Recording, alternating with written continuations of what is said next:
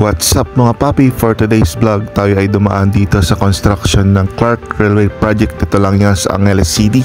Malapit ito sa SM City, Clark. Makikita nyo dyan sa video yung parang flyover na kung saan dyan dadaan yung railway ng tren. Ito yung dinadaanan natin ay papuntang Mabalacas City. Ito yung mas mabilis na rota or shortcut kung gusto mong umiwas sa traffic dito sa Pampanga. Nakikita na natin yung improvement ng construction ng Clark Railway Project. Ayan, so medyo mahaba na yung banda rito, itong parang flyover na ginagawa. So sobrang mahaba yan. Ayan. So kung matapos nila yung construction nito ay mas mapabilis ang pagbiyahe mula Clark papuntang Manila, kasi dito ka na dadaan sa Clark Railway. Ito yung pangarap ko noon dati, na kung nagtatrabaho ka sa Manila at uuwi ka ng probinsya ay mas mapabilis ang iyong biyahe. Ang Clark Railway Project, o mas kilala sa Malolos Clark Railway Project, ay may haba na 53.1 km na nagdudugtong mula Malolos, Bulacan hanggang Clark dito sa Pampanga.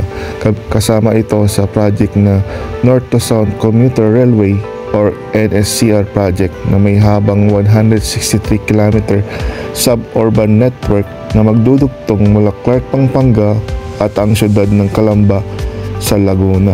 Ang initiative na ito ay kasama sa Build More na programa ng ating gobyerno.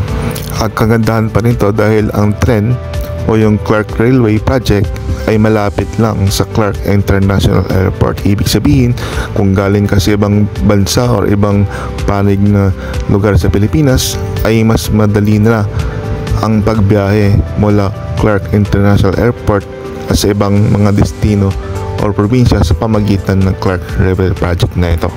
Alam nyo ba na taong 1990 pa ay pinaplano na po yung Clark Railway Project na ito, at ilang presidente na or dekada nang lumipas, at ngayon lang po matutupad yung planong yan.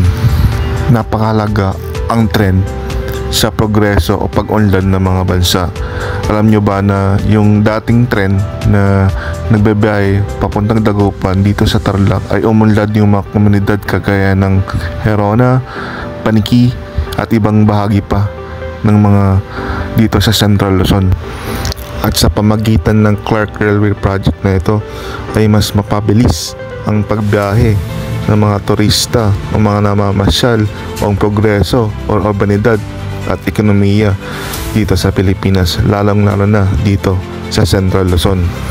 Ang Malolos Clark Railway Project ay mayroong 36 na estasyon mula Bulacan hanggang sa probinsya ng Pampanga. Ilang taon pa ang gugulin ng gobyerno para matapos ang Malolos Clark Railway Project, pero inaasahan na magbibigay ito ng ginhawa sa mga tao at mamamayan dito sa Central Luzon at mga karatig na probinsya. Samahan niyo ako muli sa aking mga susunod na adventure at vlogs. Ito ang aking dokumentaryo sa Malolos Clark Railway Project at ito ang Riders Journal.